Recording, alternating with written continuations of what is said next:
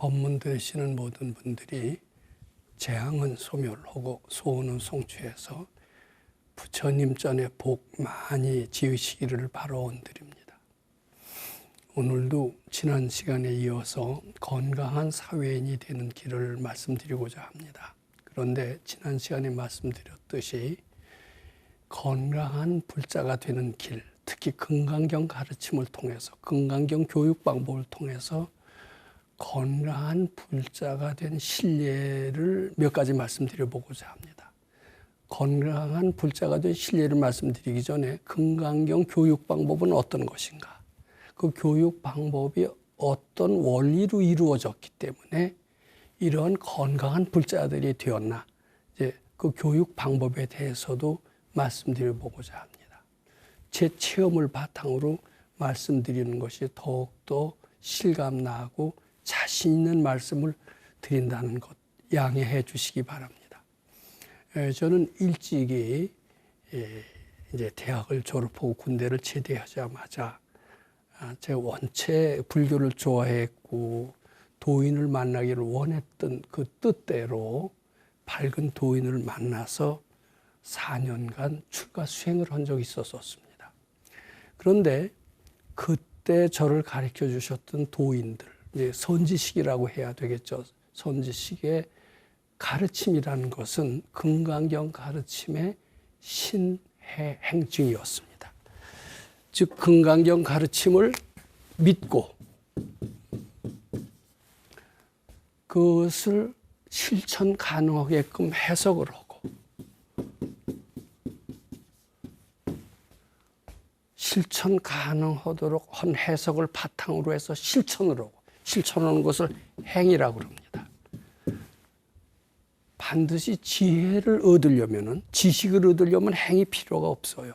근데 지혜를 얻기 위해서는 사고방식이 바뀌어야 되고 사고방식이 바뀌려면 몸뚱이가 좀 부서지는 어떤 전환이 있어야 됩니다. 그러기 위해서는 반드시 행이 필요합니다. 행을 통해서 사고방식이 변함으로써 깨달음이 이루어지는데 그 깨달음을 증이라고 합니다. 그래서 이 수행의 4단계를 신해행증이라고, 이것은 우리나라 전통 불교에서도 익히 알려진 그런 수행의 과정이다. 수행의 로드맵이다. 이렇게 얘기할 수가 있습니다. 근데 우선 시는 뭐 대개 가지고 있으니까 불자가 되고 더군다나 출가를 한 사람은 더군다나 부처님에 대한 믿음이 있죠. 근데 문제는 요 올바른 해석은요, 선지식이 없으면 안 되는 것 같아요. 보통 우리가 경전 해석은요, 거의 직역 수준입니다. 직역 수준. 근데 조금 지혜 있는 이들은 직역 갖고서는 무슨 말인지 도대체 말이 안 된다. 그 부처님이 그 불경 속에서 전하고자 하는 어떤 메시지가 있다. 그 메시지를 파악해서 우리가 해석해야 된다. 그것을 뭐 의역이라고 합니다. 근데 의역 갖고서는 이해는 되더라도 이해가 되고 공감은 되지만 이것이 실천으로 이어지는 해석이 된다는 것과는 별 문제입니다. 실천을 하게끔 하는 해석은 매우 쉽지가 않습니다. 그건 반드시 깨친이가 아니면 안 된다고 생각합니다. 저는 금강경에 어떤 실천 가능한 내용이 있는 줄을 전 전혀 알지 못했습니다. 저는 이런 깨친이, 도인을 만나기 전부터도 금강경을 열심히 읽었고 해설서도 많이 읽었습니다만 그 어떤 해설서에도 금강경에 대한 해석은 있었을지언정 금강경 실천은 이렇게 한 것이다라고 한 것은 한 번도 본 적이 없습니다. 단지 금강경 오가해를 보면은 해능대사가 이런 표현을 하신 적은 있습니다. 염염 생각에 상행 항상 행하라. 뭘 행하느냐? 이게 행한다가 나옵니다. 무소득심을 행하라 그랬습니다.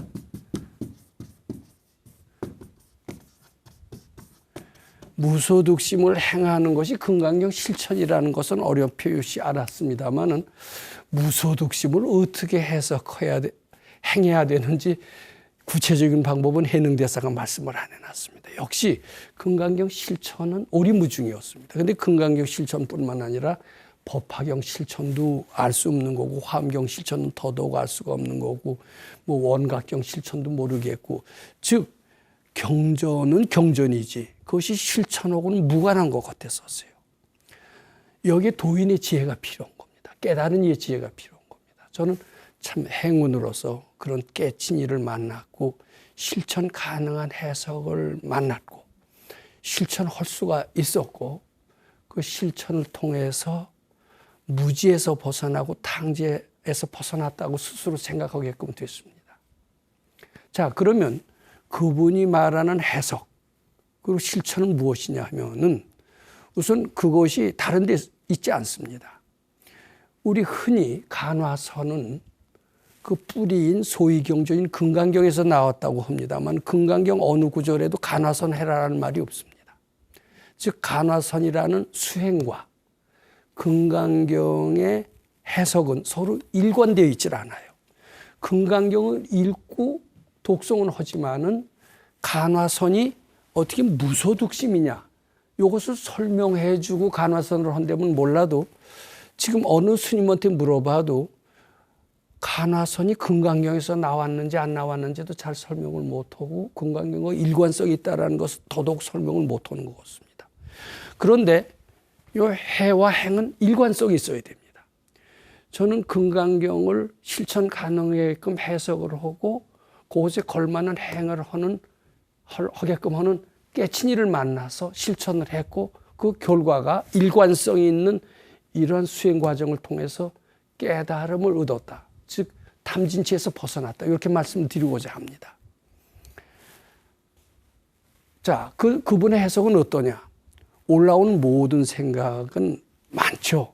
많지만 크게 분류해서 탐심, 진심, 치심으로 나눈다. 이렇게 얘기를 합니다. 8만 4천 가지의 번뇌가 있지만 그것을 크게 셋으로 분류해서 탐심으로 인한 것이 2만 8천, 진심으로 인한 것이 2만 8천, 치심으로 인한 것이 2만 8천. 토탈 얼마예요? 8만 4천의 번뇌가 있다라고 얘기를 합니다.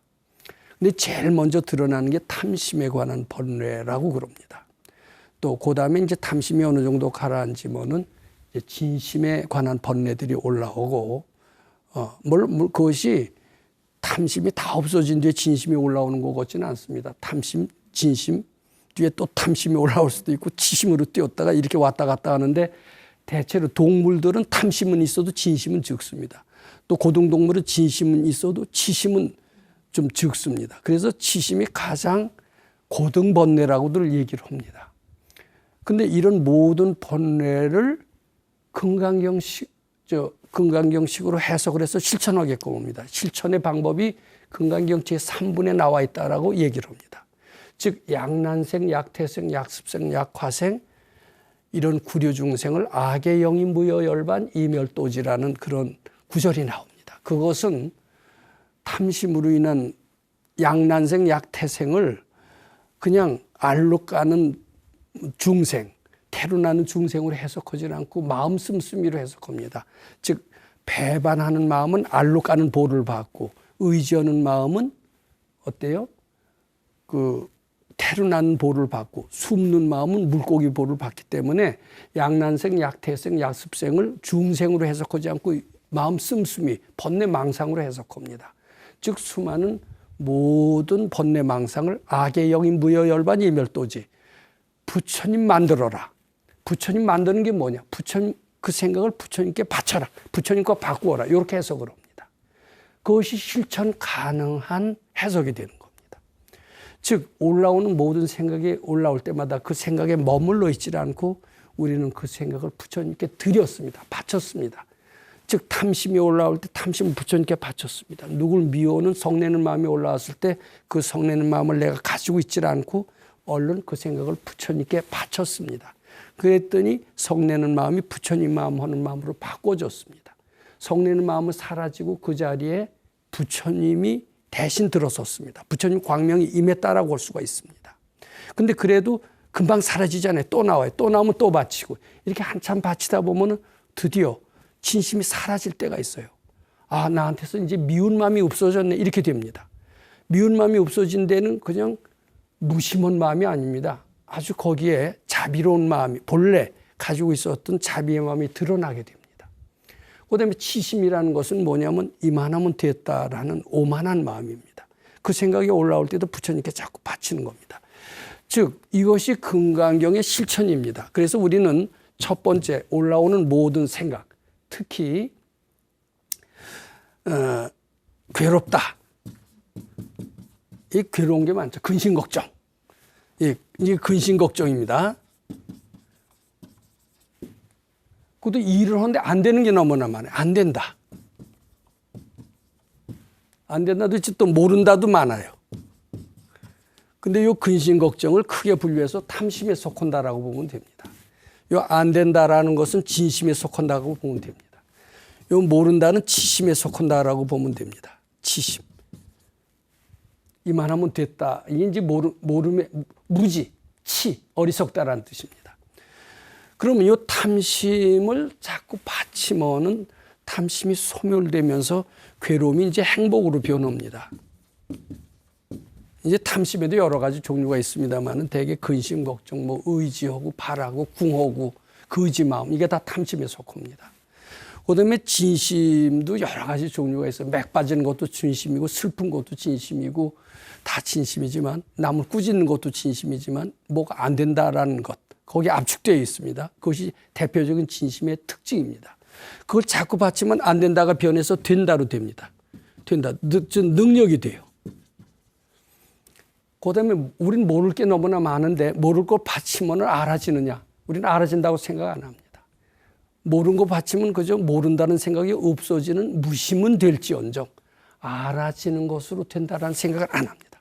안 된다는 생각을 바쳐서 소멸하면은 안 된다는 생각이 없어질 뿐이지 된다가 나온다라는 것은 생각하지 못합니다. 그런데 안 된다는 생각이 없어지면 본래 가지고 있었던 전지전능한 능력이 나오니까 이게 능력으로 되고 이렇게 바뀌어요. 그다음에 모른다는 생각을 바치면은 그냥 무심하고 멍한 게 아닙니다. 본래 가지고 있는 아는 능력, 부처님과 아는 능력이 똑같이 드러난다라는 거예요. 즉 탐진치 때문에 우리는 참 열등하고 이게 열등의 대명사가 탐심입니다. 열등하고 무능하고 무지로 덮여 있다가 그 올라오는 생각을 금강경 3분대로 그대로 실천함으로써 행복으로, 능력으로, 지혜로 바뀐다. 이렇게 이해하시면 됩니다. 그것이 금강경 3분의 내용이고 그대로 한번 해봐라. 우린 그대로 했습니다. 그 다음에 두 번째, 이제 올라오는 생각을 다 바쳐라. 두 번째는 생각을 바치면 무슨 일을 할 때가 있어요. 학교 가서 공부하는 학생은 공부해야 됩니다. 그렇죠? 또 직장 가서 세라리맨 하는 사람은 직장에서 시키는 대로 일을 해야 됩니다. 근데 우리는 학생들은 출세하기 위해서 공부하는 수가 많고 직장에 다니는 진급하기 위해서 이러는 수가 많습니다. 근데 금강경 가르침에는 금강경 4번에 뭐라고 그러냐면 응무소주 행어보시. 즉 부처님 시봉하기 위해서 공부해라 이렇게 합니다. 학생들한테는 출세하기 위해서 스펙 쌓기 위해서 공부하지 말고 부처님 시봉하기 위해서 공부해라 이렇게 얘기를 합니다. 또 직장에서 일하는 세라리맨들은 직장에서 진급하기 위해서 성공하기 위해서 일하지 말고 부처님 시봉하기 위해서 일해라. 즉 무슨 일을 하되 어떤 이기적인 목적으로 하지 말고 부처님 시봉하기 위해서 해라. 그럼 난 성공도 못하고 출세도 못하란 말이에요. 우리 이런 반문이 들 수가 있잖아요. 아니다. 부처님 시봉하려고 할 때 그 복덕은 불가사량이니라. 더 많은 것을 얻게 되느니라. 이렇게 얘기를 합니다. 자, 즉 우리는 거기서 두 가지를 실천했습니다. 무슨 생각이든지 바칩니다. 특히 탐진치를 바칩니다. 그리고 거기서는 간화선, 즉 화두를 두고 참선한 데가 아니었습니다. 생업에 종사하면서 목적 일을 했습니다. 왜냐하면 불법이라는 것은 정해져 있지 않기 때문입니다. 밝기만 하면 그것이 다 불법입니다. 불법은 정해져 있지, 틀이 정해져 있지 않습니다. 소위 불법자 즉비불법. 불법이라고 정해져 있다라면 이것은 참 불법이 아니다라는 금강경의 말씀과도 같이 불법은 정해져 있지 않다. 목장 일을 하면서도 올라오는 모든 생각을 바치고 목장은 돈 벌기 위해서 하는 게 아니라 부처님 시봉하기 위해서 한다라고 해라. 그 뒤에 그럼 우리가 바치는 부처님, 시봉하는 그 부처님은 어떠냐? 형상이 없어야 된다. 거룩한 부처님을 시봉하기 위해서 한다라면 이것은 금강경을 잘못 실천하는 것이다. 아무 형상이 없는 부처님은 본래 형상이 없다. 능력자도 아니다. 거룩한 것도 아니다. 저처럼 분도 아니다. 우리는 상상할 수가 없다. 그래서 조건 없이 거룩하니까 시봉한다라는 게 말이 되잖아요. 능력이 있으니까 능력 있는 부처님 시봉한다는 건 말이 되잖아요. 근데 그렇게 말이 되는 부처님을 시봉한다라면 우리는 밝아질 수가 없다라는 겁니다. 아무것도 없는 데를 그냥 바쳐야 아상이 소멸된다는 뜻입니다. 그러니까 우리가 바치는 부처님, 시봉하는 부처님은 아무 형상이 없고 형상이 없는 부처님을 시봉하는 마음을 내라. 그 부처님께 모든 번뇌망상을 맡겨라. 이런 식으로 했습니다. 그리고 그냥 가만히 있으면 궁리가 자꾸 벗어나니까 목장일이라도 일을 해라. 몸뚱이는 규칙적으로 움직여라. 책 보고 신문 보지 마라. 방송 듣지 마라. 왜냐하면 신문, 방송, 서책에서 너희들은 지식은 얻을지 몰라도 지혜는 얻을 수가 없다. 너희는 무한한 지혜를 가지고 있는데 왜 신문이나 방송이나 책 때문에 무한한 지혜를 차단하는 것이다. 그래서 우리는 도량에서 불린 문자 그대로 책이나 방송이나 이런 걸 보지 않고 알고 싶은 생각을 자꾸 바치는 연습을 했습니다. 근데 참 이상해요. 괴롭다라는 생각을 자꾸 바치니까 괴로운 게 없어져요. 그리고 우린 이런 생각을 많이 했습니다. 대학 졸업하고 이제 군대 갔다 오자마자 바로 사회 나가서 취직하고 활동할 때 수도장에 갔잖아요. 그럼 주위 사람들이 다 그래요. 이런 수도장에 갔다 온다고 뭐 네가 박사를 따는 거냐 뭘 따는 거냐. 여기 있으면 시간 낭비하고 사회에 뒤떨어진다. 너 여기서 10년 있다 나오면 완전히 사회에 뒤떨어지는 사람이 돼서 세상에 뭐 매장될 것이다. 헛수고하지 말고 빨리 나와서 취직하고 뭐 공부를 하든지 뭘 해라. 이런 얘기를 많이 듣는데 그럴듯해요? 안 그럴듯해요? 그럴듯하죠. 근데 뭐라고 그러시느냐 하면 도인은 그 세상에서 부귀영화 출세라는 것은 노력해서 얻는 것이지만 여기서 이게 부처님께 바친다고 그 뭐 부귀영화가 안 얻어질 줄 아느냐? 아니다.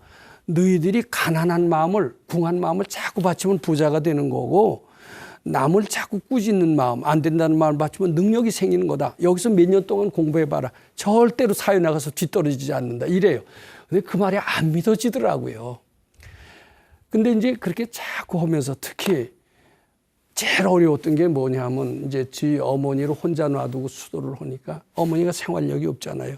그러니까 나를 얼마나 원망하겠어요. 저 녀석이 커서 취직을 하면은 우리 어려운 삶이 피는데 그냥 훌쩍 나가서 도인한테 미쳤는지 뭔지 빠져서 금강경이나 읽고 있으니까 열통이 터지죠. 그냥 올 때마다 싸우고 이렇게 되는 겁니다. 자, 그러니까 어머니가 불쌍하기도 하고 얄밉기도 하고 이런데 이제 물으세요. 너희 엄마가 불쌍하냐? 네 마음에 불쌍한 게 있어서 그렇게 보이냐? 그래요. 우리 어머니 진짜 불쌍합니다. 아니다. 네 마음에 엄마를 불쌍하게 보는 그런 업이 있어서 그렇게 불쌍하게 보이느니라.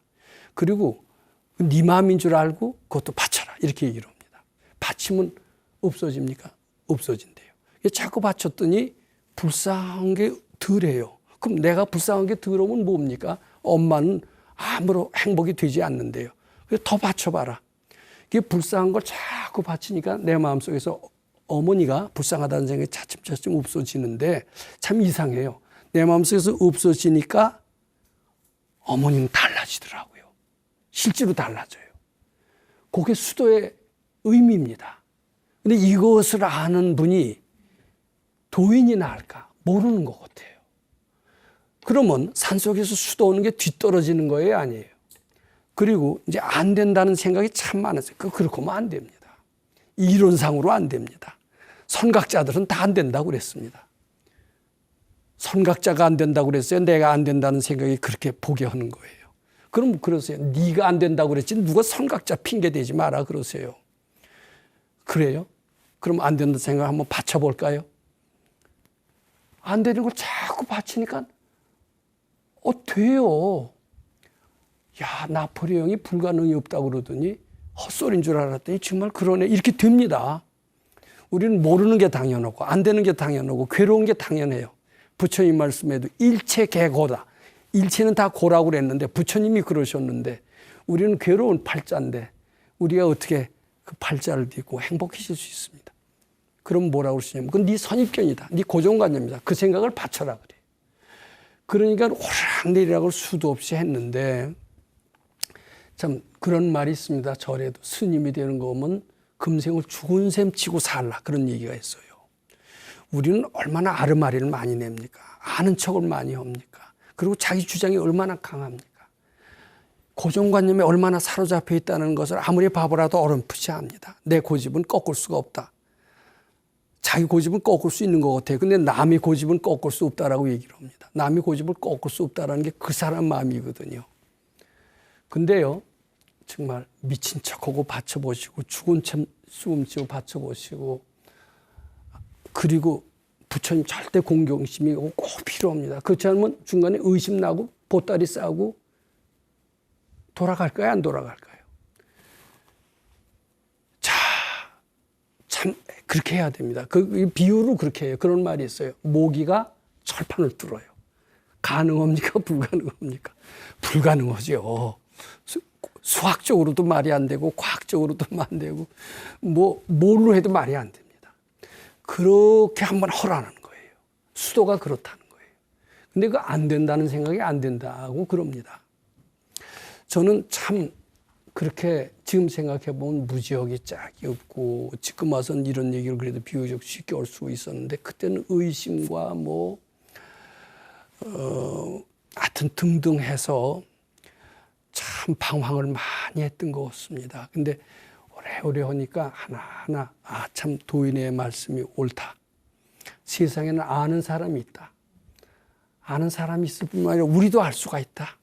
우리도 본래 전지전능하다라는 부처님의 말씀이 아마 사실인 것 같다. 이거는 이제 믿게끔 된 것 같습니다. 그러면 우리는 뭐만 하면 되느냐? 못한다, 안 된다, 괴롭다는 것만 내려놓기만 하면 된다는 거예요.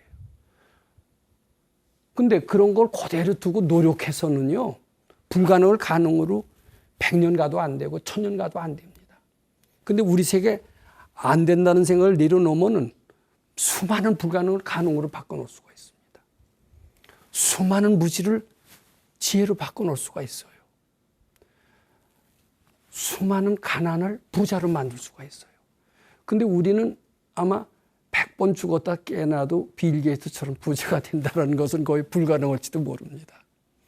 근데 더 빨리 부자가 되는 길이 아마 있는 것 같아요. 근데 그때도 잘 안 믿었는데 이제 금강경을 자꾸 실천하는 과정에서 부자도 될 수 있다. 나 같은 고집쟁이도 고집을 꺾을 수가 있다. 그리고 인격자로도 될 수 있다. 이런 생각으로 서서히 파겨가기 시작을 합니다. 근데 그 과정을 한번 잠시 여기서 말씀드려보는 것은 괜찮은 것 같습니다. 자, 우선 첫 번째요. 내 눈에는 부자가 많이 띄느냐 가난한 사람이 많이 뜨느냐 한번 생각을 해봅니다. 근데 대개 부자들은 잘 안 나타나요.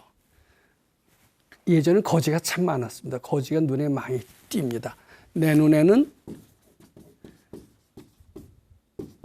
거지가 잘 띈다.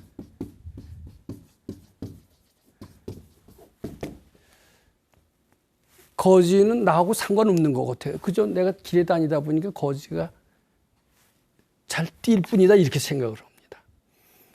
그런데요, 이제 공부를 자꾸 하다 보면은 내 마음에 좀 가난할 때는 거지가 잘 뛴다는 사실을 발견이 돼요. 거지가 잘 뛸 때 내 마음을 한번 관찰해 보세요. 또 반대로 내 마음이 풍요로울 때, 넉넉할 때가 있어요. 거지가 뛰나 안 뛰나 보세요. 내 눈에 거지가 잘 뛴다는 것은 내 마음과는 전혀 상관이 없다는 것을 알게 됩니다. 그래요, 안 그래요? 거지가 있으니까 보이지. 내 마음에 부자가 될 때는 거지가 안 뛰고 내 마음이 가난할 때는 거지가 뛴다. 말 안 되는 거 같죠? 그렇게 믿었어요. 근데 이상하게 거지가 잘 눈에 띄고 이럴 때는 내 마음도 좀 이상하게 가난한 것 같아요. 그리고 어쩌다 가끔 부자를 볼 때가 있습니다. 좀 부자 보기는 어렵습니다. 부자는 잘 안 돌아다니거든요. 그리고 부자 티 냅니까? 뭐 부자는 왜 이렇게 수수하게 오고 다니기 때문에 부자가 안 돼요. 근데 넉넉한 사람을 보고 이렇게 훈훈한 사람을 보면 그때는 내 마음이 부자가 돼 있을 때 이렇게 합니다. 이제 요런 얘기는 아시죠? 나쁜 일이 생길 때 나쁜 일 한꺼번에 더 생겨요, 안 생겨요? 좋은 일 생기면 좋은 일도 한꺼번에 많이 생기는 걸 봅니다. 이게 내 마음이 안 된다는 생각으로 꽉 차 있으면요, 안 되는 걸 자꾸 끌어들이는 거예요. 그러니까 나쁜 일 뒤에는 나쁜 일만 일어나요. 그런데 내 마음이 낙관적으로 될 때는 좋은 일이 자꾸 생겨요. 그걸 느껴요. 아, 그럼 내 마음과 현실은 상관이 있다라고 생각합니다. 모든 나타난 현실은 내 마음의 표현이다라고까지 이제 지혜롭게 됩니다. 특히 내가 가난하다라는 것, 이때는 거지가 많이 띄고, 즉 거지라는 현실은 내 마음의 표현이다라고 알게 됩니다. 또 반대로 이 거지 마음을 닦으면서 소멸만 한다면 부자가 될 수 있다는 결론에 닿게 됩니다. 그래서 요 거지 마음과 거지 현실은 동일하고요. 이 거지 마음을 해탈하면은 우리 자꾸 바치라고 그랬잖아요. 자꾸 바치면 소멸이 되고, 소멸이 되면 본래 부자 마음으로 변하는 게 아닙니다. 본래 우리는 부자예요. 부자 마음이 드러나는 거예요. 부자 마음이 드러나면은 드러났다고 가정합시다. 우리 마음이 어느덧 넉넉해요. 절대 거지 눈에 안 띕니다. 그리고 거지처럼 보여도 너는 될 수 있다. 넌 넉넉한데 너 지금 착각하고 있는 거야. 그렇게 보입니다. 즉 부자 마음이 되는 그 사람 눈에는 일체 거지는 존재하지 않습니다. 그렇게 느껴집니다. 이 사람은 부자가 되는 방법을 쉽게 알 수가 있어요. 그다음에 우리는 초등학교 때 이런 꾸중을 많이 들었습니다. 야, 일본 놈들이, 우리 초등학교 선생님들은 되게 일제시대 때 교육을 받았던 사람입니다. 한국 사람은 눌러야 된대. 엽전근성이 있대. 야, 일본 놈들이 그랬듯이 너희들도 왜 그러냐? 엽전근성이 있다. 이렇게 얘기를 해요. 그리고 그때는요, 참 우리나라는 못 사는 나라였고 민주주의가 안 됐던 나라였습니다. 그러니까 영국 사람이 그러는데 한국에서 민주주의가 꽃피는 것은 쓰레기통에서 장미가 피는 것과 같이 어렵대. 등등이는 열등감 얘기를 너무나 많이 들었어요. 안 되는 게 너무나 많이 보였어요. 우리 마음속에 열등감이 있으니까 우리나라는 영원히 희망이 없는 것처럼 보였어요. 이게 우리 마음의 표현입니다. 근데 사실이 아니더라고요. 대한민국 지금 얼마나 잘 삽니까? 그때는요, 60년도에는 우리나라 승용차 하나도 없었습니다. 그때 우리 선생님이 그러셨어요. 이제 조금 있다가 중국으로 자동차가 쏟아져 들어간다. 몇십 년 후 예언하신 거예요. 하나도 안 믿어져요.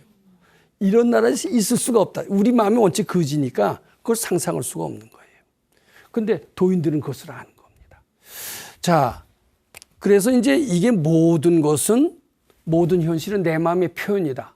즉, 이 세상이 가난하게 보이는 것은 내 거짓 마음의 표현이다. 이 거짓 마음이 착각인 줄 알고 받쳐서 없어지면은 본래 부자가 드러나고 그러면 나도 부자가 될 수 있다. 이런 결론이 됩니다. 그래서 수행의 과정은 일체 유심조의 진리를 먼저 깨칩니다. 내 마음이 현실을 만든다. 내 거짓 마음이 가난한 현실을 만든다. 이게 되는 겁니다. 두 번째, 그 거짓 마음은 본래 없는 것이다. 착각이 없는 것이다. 공의 진리를 깨치게 됩니다. 그럼 거짓 마음이 없어져요. 나가 꼭 있는 것 같다. 근데 나가 있다는 것도 착각이다. 나는 본래 없는 것이다. 내가 없어지는 걸 느낍니다. 꼬집어도 덜 아픕니다. 누가 나한테 욕해도 덜 밉습니다. 내가 없다는 걸 점점 느낍니다. 자꾸 없어지면은 너와 나가 둘이 아니다가 됩니다. 너와 나가 둘이 아닌 게 아니라 나와 부처도 둘이 아니다가 됩니다. 그래서 처음에는 일체유심조의 진리를 깨치고 고대 공의 진리를 깨친 뒤에는 세 번째는 둘이 아니다를 깨치게 됩니다. 너와 나가 둘이 아니고 불교와 기독교도 다르지 않고 이게 서로 사랑으로 뭉치게 돼요. 이게 부처님 마음입니다. 자, 그래서 일체유심조의 진리를 우리는 교육받고요. 공의 진리를 교육받아서 실천하고요. 그리고 불의의 진리를 교육받고 실천함으로써 우리는 지혜롭고 능력 있게 됩니다. 그리고 부처님 마음으로 점점 닮아갑니다. 이게 금강경식인 교육의 특징이다. 이렇게 말씀드리고자 합니다. 자, 근데 그런 가르침을 통해서 건강한 불자들이 된 케이스가 있어요. 이게 남이 얘기하는 게 아니라 우리 집안의 얘기. 금강경 가르침을 받아갖고서는 실제로 건강한 불자가 된 실례를 말씀드리고자 하는 겁니다. 아, 이렇게, 근데 그 사람들이 아마 처음부터 성인군자도 아니고요. 보통 사람과 똑같았던 것 같습니다. 어때요? 남한테 선물 주는 것보다도 받는 거 더 좋아하고요. 남 비판하고 남 승복이 좋아하고요. 잘난 척하기 좋아하고 보통 사람들과 별 차이가 없었다고 생각합니다. 조금은 낫을지는 모르지요. 근데 그런 사람들이요. 금강경 가르침을 통해서 건강한 불자들 실제로 됐네요. 즉 마음속에 탐심을 자꾸 바치는 거예요. 그게 부자가 되는 겁니다. 진심을 자꾸 바쳐서 또 남하고 비교하는 마음을 없애서 남을 사랑하는 마음이 되고 그다음에 치심을 바쳐서 티 없는 삶, 물같이 바람같이 살다가라고 하듯이 잘난 척하지 않고 그런 삶을 산 그런 건강한 불자들이 금강경 가르침을 통해서 새로 태어난 신뢰를 알고 있습니다. 그런 신뢰를 들어야 우리가 어떻습니까?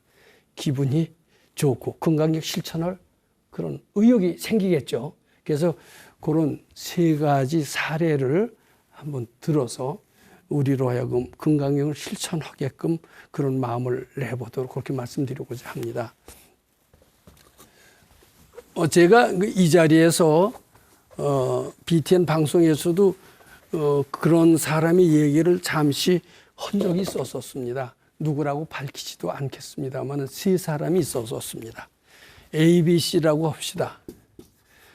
이분들은 다 각각 모두 이런 도인 밑에서 금강경을 신해 행증을 했고 그리고 일체유심조의 진리, 공의 진리, 불의의 진리를 실천했고 무엇을 바탕으로 했느냐? 자기는 부처님과 똑같이 전지전능한 위대한 존재라는 그런 사실을 확신을 하면서 올라오는 탐진치를 자꾸 내려놨습니다. 특히 탐심을 잘 바친 사람이 있었습니다.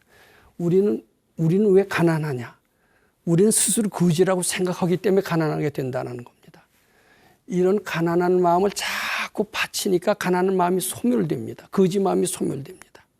그러면서 본래 부처님과 똑같이 부자의 마음이 하나하나 드러나기 시작을 했습니다.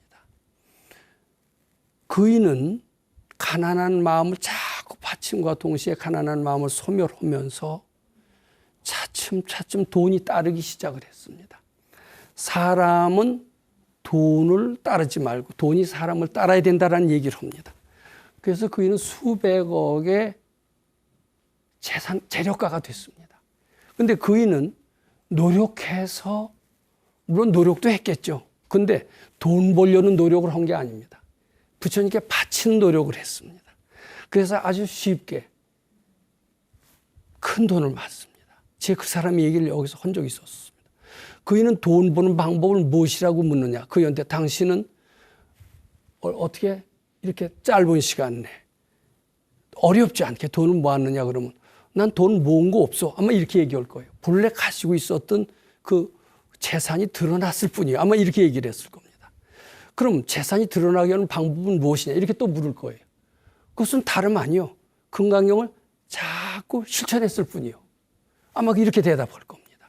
실제로 그렇게 해서 그이는 수도와 사업을 병행을 합니다. 병행을 해서 사업은 뭐 때문에 하느냐? 돈 벌려고 하는 게 아니에요. 복을 지려고 하는 겁니다. 아까도 얘기했지만 부처님 기쁘게 해드리기 위한 사업을 함으로써 즉 부처님께 복 지음으로써 탐진치를 소멸함으로써 본래 가지고 있었던 부자의 능력이 드러나게 함으로써 된 것이기 때문에 사업을 수도와 동일하게 생각을 한 겁니다. 그이가 하는 사업은 부처님 시봉하는 사업이기 때문에 그대로 수도였습니다. 근데 그런 사업에만 전념하는 게 아니라 잠시 사업의 현장을 떠나서 본격적인 수도도 병행했습니다. 즉 이론적인 수도와 실천적인 수도를 병행해서 짧은 시간에 큰 부자가 됐고 티 없는 부자가 됐다. 이렇게 말씀드린 적이 있었고 그것은 제가 얼마 전에 말씀드린 적이 있었습니다. 자, 부자. 그다음에 인격자가 있습니다. 어떤 게 인격자냐 하면은요. 내가 불교를 믿는데 기독교를 비방한다면 이건 인격자가 아니에요. 근데 불교를 열심히 믿지만 우리 그런 진정한 종교인들은 남의 종교를 내 종교처럼 존중한다라는 얘기를 하죠. 근데 그런 말을 하는 사람은 굉장히 많지만 속으로 들어가 보면 그래도 우리 게 최고지 이렇게 생각을 합니다. 근데 그이는 이런 내 가르침에 대한 이런 생각이 좀 적었던가 봐요. 내 가르침에 대한 이게 최고다라는 생각이 적었던가 봐요. 왜냐하면 저 어렸을 때부터 뭐든지 배우고 싶다. 뭐든지 다 부처님처럼 보는 소질이 있었던 것 같아요. 내가 모르는 것을 저희가 알고 있으니까 저희한테 배워야 되겠다. 불교에도 배울 게 많고 기독교에도 배울 게 많고 천주교에도 배울 게 많다라고 생각을 했었던 것 같습니다. 그리고 다들 훌륭한 분이라고 생각했습니다. 불교의 성자들만 훌륭한 게 아니라 가톨릭이나 그런 기독교에도 성자가 많다라고 생각했습니다. 아무리 불교를 열심히 믿어도 잘못된 짓을 한다라면은 부처님과는 거리가 멀다라고 아마 그이는 생각했던 것 같습니다. 그이는 결혼을 했을 때 부인이 독실한 기독교 신자였습니다. 그분은 물론 도인 밑에서 금강경을 그대로 매년을 실천했기 때문에 누가 보더라도 참 아주 독실한 불교 신자라고 할 수 있고 독실한 불교 신자의 특징이 뭡니까? 아무리 안 하려고 해도 그 다른 종교는 우리만 못하다 이렇게 생각을 했던 것 같습니다. 근데 불교는 사실 정형이 없거든요. 근데 부인이 교회 나가면 그대로 따라 나가요. 거기서 설교 그대로 들어요. 거기서 뭐 회계 업무 보내면 그대로 봐요. 단지 세례는 안 받아요. 거기서 하는 것은 배울 게 많다. 성경은 바로 부처님 가르친 것과 다르지 않다라고 생각하고 그대로 합니다. 세례는 받지 않았지만 기독교에 뭐 불명이 있듯이 거기도 그런 명칭을 하나 받아 세례명이 있더라고요. 그다음에 말년에는 천주교를 갔어요. 거기서도 똑같이 신부님한테 거기도 뭐 설교라고 그러는지 그거 듣고요. 또 거기도 영세명을 얻었어요. 근데 아마 영세라는 그 의식은 안 했던 것 같아요. 거기 똑같이 하면서. 왜냐하면 부처님 가르침과 다르지 않다라는 거예요. 모든 것은 부처님의 가르침과 하나도 다르지 않다. 이렇게 하기 때문에 그이는 참 둘로 보질 않는 겁니다. 모든 가르침을 다 대단하게 생각하고 그이를 존경하는 사람들이 뒤에 너무나 많습니다. 그런데 그의 가르침은 부처님의 가르침은 형상이 없다. 이 가르침에 근거를 두었고 그걸 그대로 했기 때문에 모든 종교를 다 넘나들 수 있었다라고 보는 겁니다. 자, 이는 정말 초철한 인격자하고 상당한 사람한테 존경을 받습니다. 또 한 사람이 있었습니다. 그이는 어쩔 수 없이 불교를 표방했습니다. 불교라는 단체를 안 만들 수가 없었습니다. 근데 그이는 불교라는 단체를 만든다는 것은 탐진치의 그런 상징이기 때문에 단체를 억지로 만들려고 했지만은 티 없는 단체를 만들겠다. 금강경 실천하는 단체를 만들겠다. 그렇게 생각을 했습니다. 거기에는 회비가 없습니다. 상하가 없어요. 지배자, 피지배자가 없습니다. 이거 현실적인 얘기를 하는 겁니다. 그러면 돈은 어떻게 회비가 걸려서 하느냐. 근데 거기는 한 달만 해도 들어가는 돈이 적지 않고 회원이 많아서 1천만 원 이상의 경비가 소모가 됩니다. 그런데 회비도 없고 상하도 없고 권선문도 없어요. 돈 내라는 것도 없는데 어떻게 하느냐. 바로 금강경 가르침 그대로 실천하면서 입을 벌려서 얘기하기보다도 자기가 솔선수범해서 실천을 하면서 자기의 모든 것을 바쳐서 하니까 돈이 많이 모이는 거예요. 그이는 이렇게 하면은 절에서 재지낼 필요도 없고 뭐 할 필요도 없고 솔선수범해서 하는 것만이 가장 좋은 길이다라는 것을 알면서 그이는 이미 가난에 대열해서 탈피를 하고 수많은 돈을 마련해서 거기가 목표로 이루고 있는 큰 일을 이룩할 수 있는 토대를 하나하나 준비해 가고 있습니다. 자, 이 사람들은 본래 인격자가 아니었습니다. 탐진치가 그득한 사람이었는데 금강경 가르침을 통해서 상당히 비범한 사람이 되었다라는 것을 부인하지 못하고 바로 건강경을 가르침을 통한 건강한 불자들이 되었다라고 제가 자신 있게 말씀드리는 겁니다. 네, 우리는 건강경 가르침을 통해서 본래 가지고 있는 전지전능한 능력을 내려놓는 방법, 바치는 방법 단 하나로서 당자의 삶에서 벗어나서 건강한 불자가 되는 길을 다 같이 나아가기를 바라드립니다.